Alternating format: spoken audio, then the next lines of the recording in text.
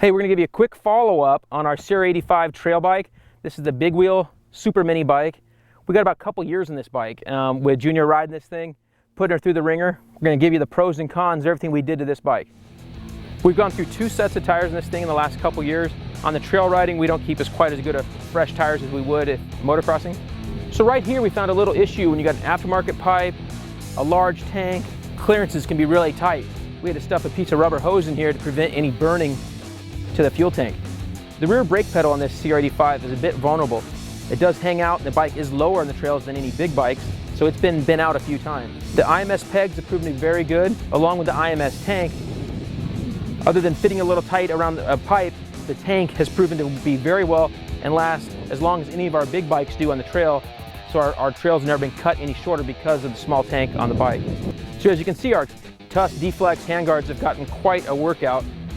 Junior's dropped them quite a few times and they're still holding up just fine. Obviously a must for any trail situation. If you don't want to be replacing throttle tubes, brake levers, clutch levers, it'll save you on the trails. The motor's proven to be flawless. We haven't had to rebuild the bottom end once on this bike.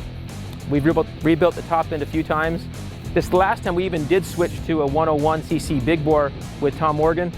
So we've switched to that. Bottom line is the bike is still very pipey. It's meant to be a motocross bike. It's not a trail bike. We're always playing. We've added teeth to the gearing.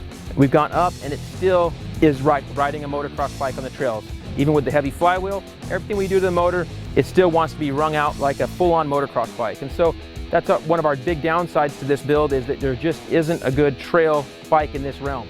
The Moose straps by Tugger, front and rear, have proven to be a big help when trying to get them unstuck from any spot on the trail. Chain and sprockets have actually held up really well. Haven't had any issues there with just the trail use not being nearly as abusive as motocross. On the Honda Sierra 85, where the pipe meets the cylinder, you get a lot of ooze coming out of there. Very difficult to stop.